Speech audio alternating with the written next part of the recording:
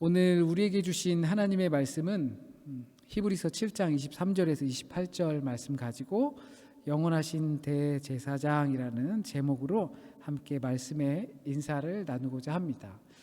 히브리서는 좀 읽기가 까다로운 성경이기도 합니다. 그래도 우리에게 너무나 유익한 성경인 것은 틀림이 없습니다. 이 히브리서라는 이름에서도 나온 것처럼 히브리서는 누가 썼는지는 사실 확실하지가 않습니다. 바울일 것이다 라고 하는 학자들도 있고요. 왜냐하면 바울이 그동안 로마서, 갈라디아서를 통해서 이야기했던 율법과 복음에 관한 부분들이 이 안에서 잘 녹아져 있기 때문이기도 합니다. 그리고 그리스어로 쓴 이 성경 그리스 문체가 굉장히 수준이 높은 문체이기 때문에 학식이 있는 사람이 썼을 것이다 라고 그렇게 알려져 있습니다. 누군지는 잘 모르지만 작자 미상의 이 편지를 누가 받는지는 명확하게 보여주고 있습니다. 그것은 이름처럼 히브리인들에게 보내는 편지입니다.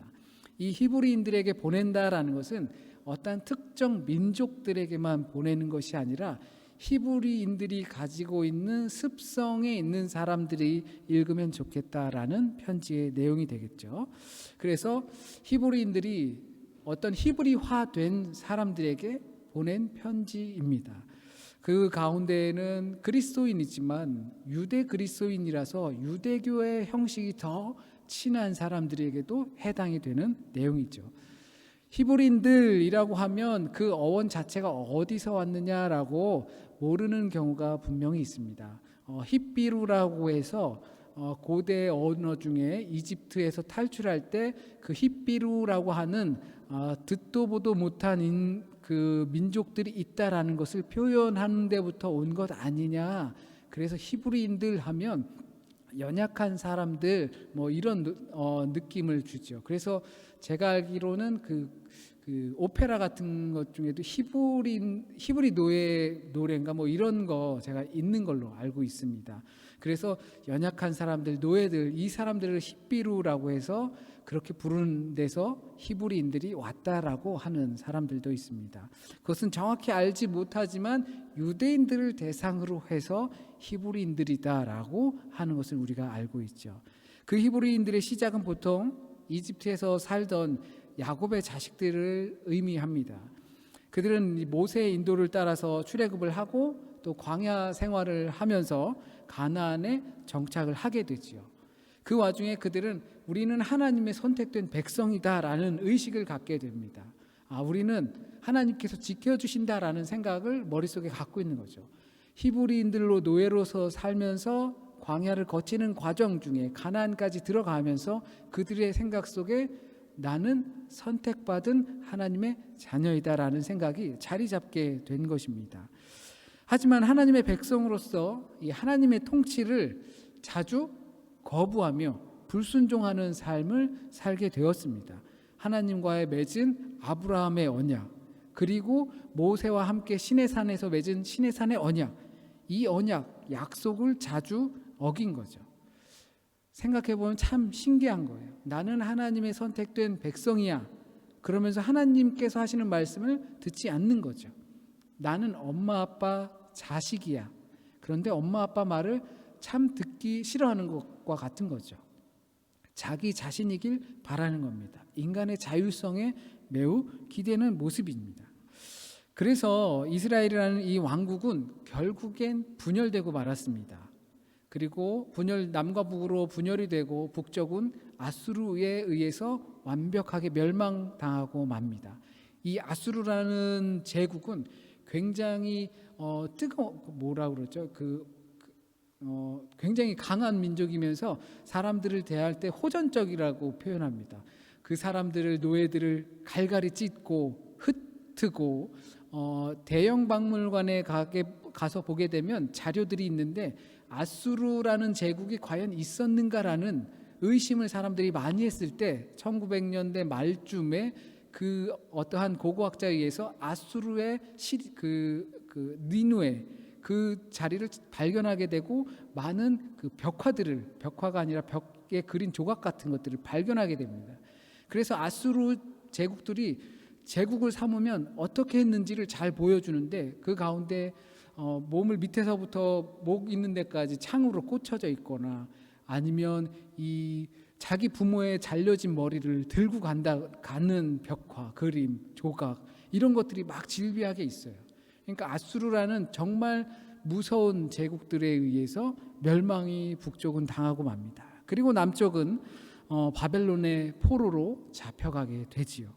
그리고 나서 페르시아, 메사바데라고 하는 성경에 나온 그 페르시아에 의해서 고레스의 왕에 의해서 다시 고향 땅으로 돌아오게 되는 겁니다. 그러나 그들의 습성은 그렇게 하나님께서 약속하신 대로 예언자들의 말씀대로 너희를 70년 후에 다시 돌려보내겠다, 새로운 예루살렘을 세우겠다라는 약속에도 불구하고 그들의 습성은 쉽게 변하지 않았습니다. 홍해를 건넌 모습을 보면서부터 물이 없다고 투정을 부렸던 그 인간적인 습성을 그대로 가지고 70년의 포로 생활을 하면서도 여전히 크게 변하지 않았습니다. 이러한 내러티브의 끝에는 예수 그리스도가 등장합니다. 히브리인의 시작의 내러티브의 끝에는 예수 그리스도가 등장하는 겁니다. 하나님의 오심이죠. 그리고 더 이상 이와 같은 반복으로 인해서 하나님의 심판이나 다시 노예로 보냄이나 아니면 이런 것들이 없게 되는 겁니다. 그런데 중요한 것은 이 내러티브 끝이 왜 중요한가인 겁니다. 히브리 문화 속에 있는 이들에게 설명해 주기 위해서 그들에게 익숙한 문화를 사용하고 설명할 수밖에 없었습니다. 그래서 오늘 본문에서도 예수 그리스도를 대제사장의 역할로 묘사를 하고 있습니다. 특히나 이 대제사장이라는 것은 사람들을 대신하여 자신의 죄를 하나님께 속죄하고 간청하는 것입니다. 히브리 종교 문화권에서 중요하게 여기는 것들이 무엇이 있는지 우리는 한번 생각해 볼 필요가 있습니다. 유대인들이 중요하게 생각하는 것이 과연 무엇일까라는 거죠. 우선은 제일 중요하게 생각하는 게 메시아겠죠. 메시아닉이니까 메시아를 굉장히 중요하게 생각합니다. 메시아는 민족의 영도자와 같은 것입니다. 옛날에 그 아주 안 좋은 독일의 역사 가운데 히틀러를 이제 메시아다라고 교회들이 그렇게 칭호하고 또 이렇게 축혀 올려 세웠던 슬픈 역사가 있기도 하죠. 메시아는 그 시대를 반영해서 자유롭게 해줄 영도자를 뜻합니다. 말라기 이후에 그리스의 통치를 받았던 유대인들은 결국엔 그 안티오쿠스 에피파네스 4세라는 그 사람에 의해서 굉장한 핍박을 당하게 됩니다. 그 폭정에 못 이겨서 마카비라는 가문의 유다가 일어나서 그들의 폭정에 반하고 성전을 다시 되찾고 그래서 독립에 이르기까지 하는 그 하스몬 왕조, 그때 그 사람들을 유대인들은 메시아다라고 했습니다. 예루살렘으로 돌아와서 성전을 지었을 때 많은 선지자들은 또한, 그리고 사람들은 또한 스룹바벨, 성전을 지었던 그 스룹바벨이 바로 메시아다라고 생각했었습니다. 그것처럼 그 시대를 이겨나가게 할 수 있는 메시아를 유대교에서는 매우 중요하게 생각합니다. 이것을 그리스어로는 그리스도라고 하고 기름 부음 받은 자라고 말을 합니다. 어쩌면 이 작자 미상의 편지를 받아 읽고 있는 이들에게 그들의 상황이 너무나도 필요로 하는 대상이 메시아가 아니었을까 생각해 보게 하는 부분입니다. 또한 이 히브리 종교 문화권 안에서 중요한 것이 있다면 메시아 다음으로 성전, 절기, 민족 이런 것들이 있을 것입니다. 이스라엘 민족은 제사장 나라라고 하는 것을 성경을 통해서 많이 볼 수가 있습니다. 성전을 중심으로 하나님께 드리는 제사를 드리는 나라로 알려져 있는 것이죠. 그런데 거기에 매우 중요한 것은 제사장이 꼭 필요한 거죠. 거기다가 더 중요한 것은 대제사장이라는 것이 꼭 필요한 것입니다. 그리스의 통치 안에 있으면서 로마의 통치로 넘어가면서 이 대제사장직을 이들은 사고 팔고 할 정도도 있었던 그 시대가 있었습니다. 그래서 결국은 대제사장은 혈통에 의해서 주어져야만 하는데, 세습되어져야만 하는데, 그렇지 못하고 혈통과 상관없이 주어진 대제사장도 있다라는 현실입니다. 그러나 대제사장이 왜 중요한가라는 것은 바로 그들의 죄를 속죄하기 위해서입니다. 우리가 이 부분에 있어서 이해를 돕는 데 필요한 것은 예수 그리스도가 그들에게 있어서 메시아는 아니었다라는 겁니다. 제사장도 아니었고 선지자에 불과했기 때문에 메시아와 예수를 그리스도로 연결하는 것이 어려웠던 그 시대의 사람들이었습니다. 그렇기 때문에 히브리인들에게 보내는 이 편지 가운데 너희가 그렇게 생각하는 메시아, 또한 제사에 너무나도 필요한 대제사장, 너희들의 죄를 대신 속죄를 간청할 그 대제사장의 역할을 할 수 있는 것이 하나님께서 보내신 예수 그리스도뿐이다라고 말해주고 있는 겁니다. 근데 우리가 지금 21세기를 살아가고 있는 현대 그리스도인들에게 중요한 것은 이것이 지금도 그러하냐라는 것이죠. 히브리인들에게 보낸 편지 가운데선 너희가 그렇게 생각하던 대제사장, 너희를 대신해서 죄를 속죄해달라고 간청해줄 그 대제사장은 예수 그리스도뿐이야 라고 말해주는데, 지금도 여전한가를 우리는 생각해야 합니다. 왜 이런 의문을 갖는가 하면 현대 많은 사람들은 죄에 대해서 그렇게 큰 관심이 없다라는 것 때문입니다. 죄라고 해봤자 한 범법 정도, 그것도 걸리지만 않으면 괜찮다, 웬만해서는 아무런 문제가 되지 않는다라고 생각하는 데 있습니다. 그 대표적인 것이 어쩌면 거짓말이 되겠죠. 성경에선 거짓 증거하지 말라고 분명히 말했지만 거짓말 정도는 조금 사소하게 생각하면서 우리 생활권을 그렇게 거짓말로 또는 위증으로, 위선으로 채워갈 때가 우리는 종종 보게 됩니다. 그만큼 우리가 살아가는 시대는 죄가 만연한 시대라는 것입니다. 하지만 그것을 심각하게 생각하지 않기 때문에 그게 뭐 그렇게 큰 죄야, 내가 뭐 그걸로 큰 이득을 봤다고 라는 그런 생각 때문에 죄는 계속해서 악순환이 되고 맙니다. 이와 같은 생각과 사회 제도들이 오늘 본문에서 등장하는 수많은 제사장들을 낳게 된 것입니다. 지금까지 제사장들이 많았다라고 하죠. 그러나 그 죄의 문제를 해결하지 못했던 것입니다. 죄를 사면받거나 아니면 들키지 않는 것, 지금 우리가 생각하는 이 정도를 과거의 제사장들이 그 제도 안에서 수없이 많이 행해왔다는 것입니다. 그러나 예수 그리스도의 대제사장직, 곧 예수 그리스도의 죄사함이 과연 그 제사장들과 다르다면 무엇이 다를까요? 어떤 차이가 있을까요? 먼저는 아무래도 그 중보자가 죄성이 있느냐 없느냐의 문제가 다를 것입니다.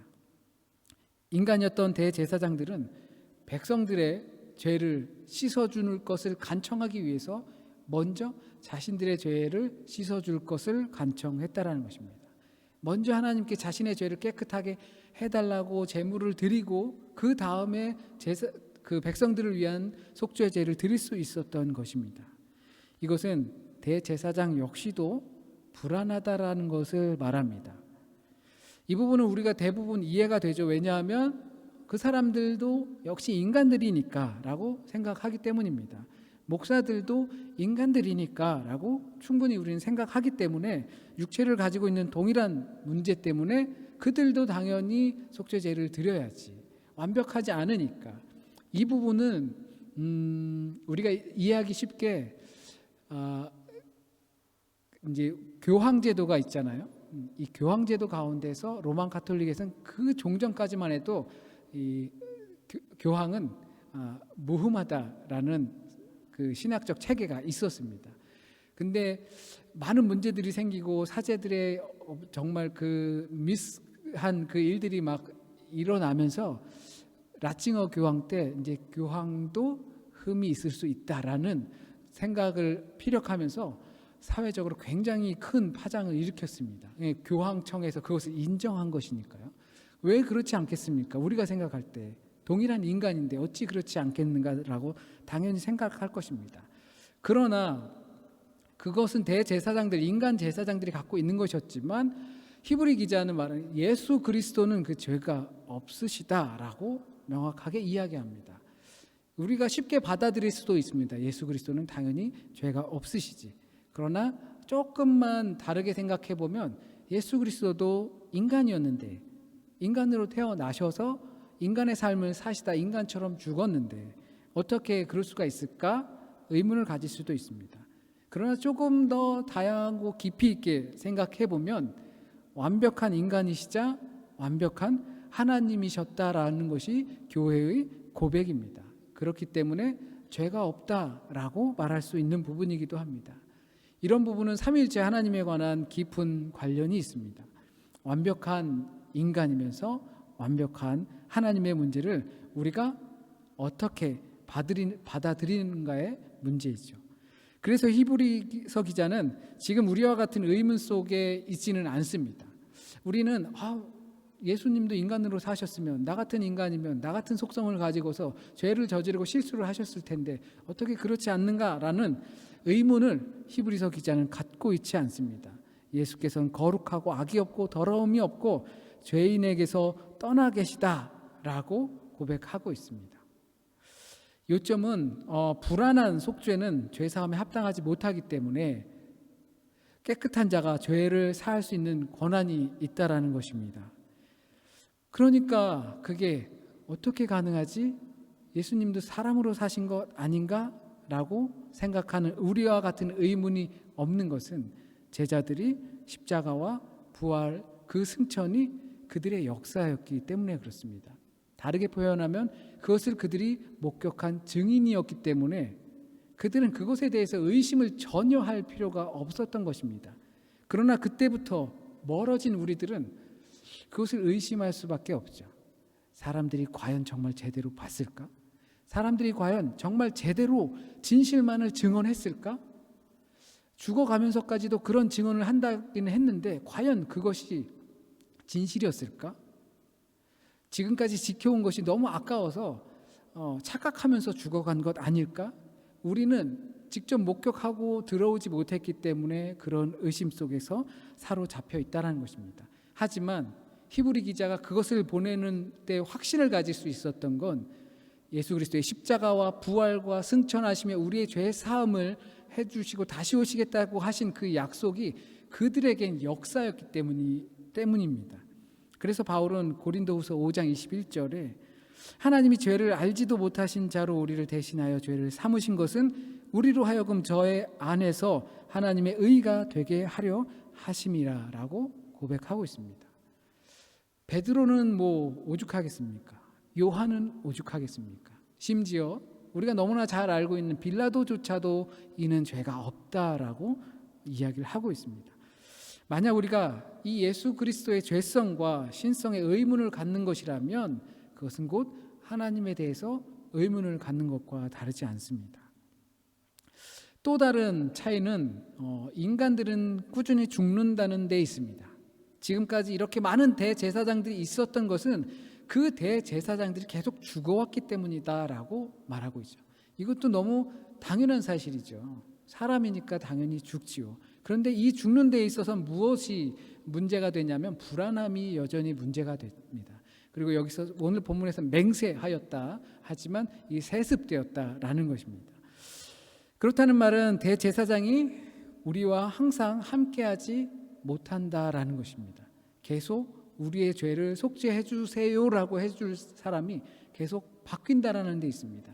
그 바뀌는 우리에게 불안감을 줍니다. 우리가 그것을 실제적으로 좀 느끼고자 하면 우리가 재판을 받아요. 재판을 받는데 우리 변호사가 자꾸 바뀌어요. 또는 검사가 자꾸 바뀌어요. 그러면 재판 안 해보셔서 모르시겠지만 그러면 불안하죠. 이 사람이 자꾸 무슨 일로 인해서 자꾸 변호사가 바뀌면 우리로서는 불안할 수밖에 없는 것입니다.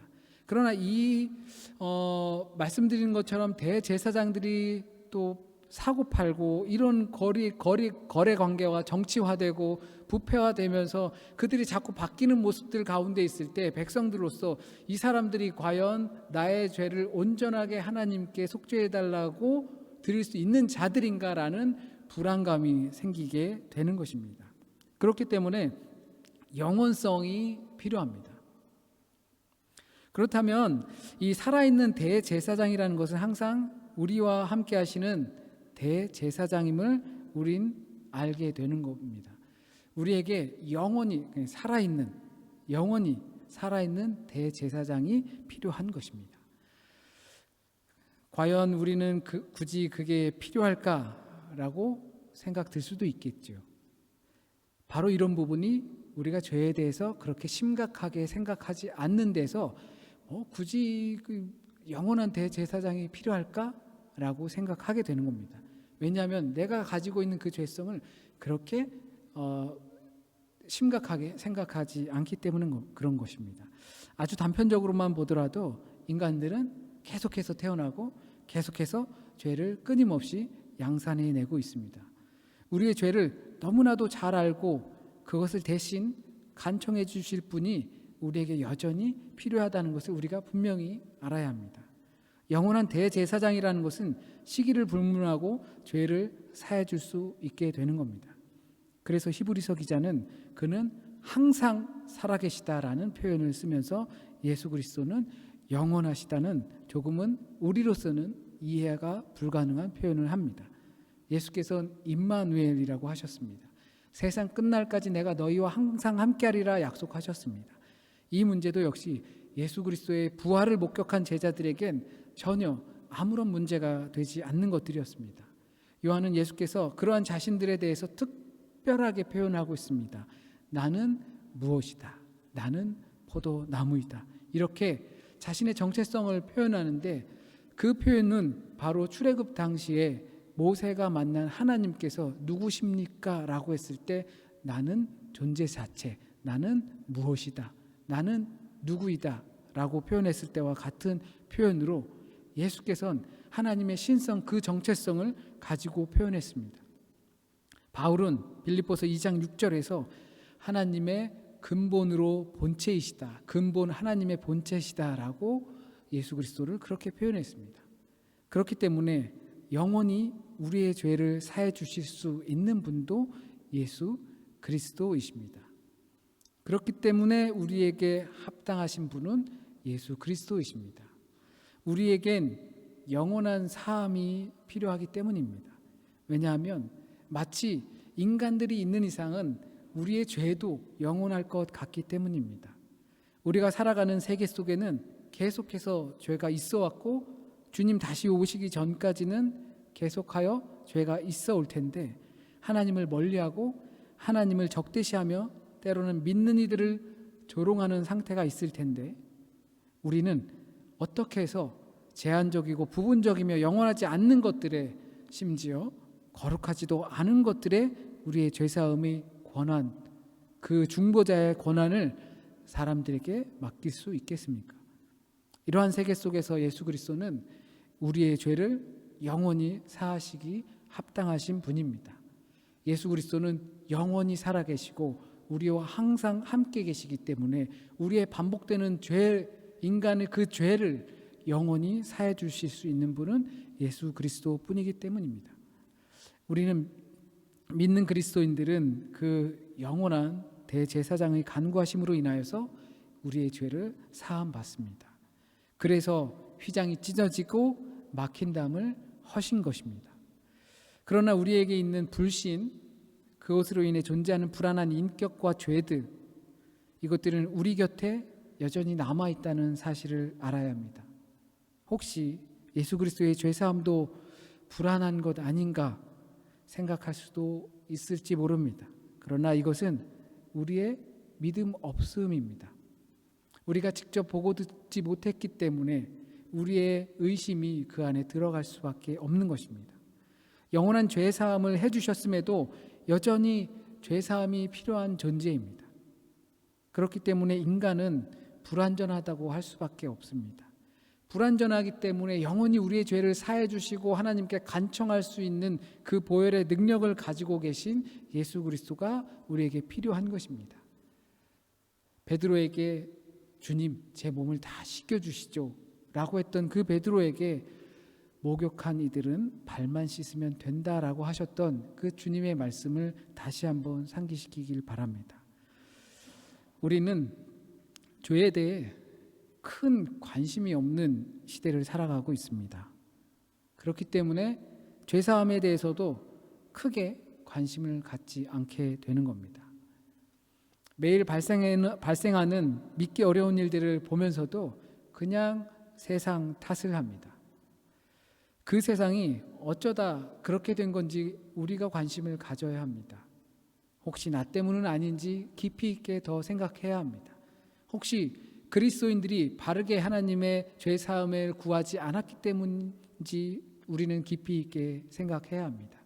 교회가 그로서 해야 할 일들이 무엇인지 우리는 깊이 있게 생각해야 합니다.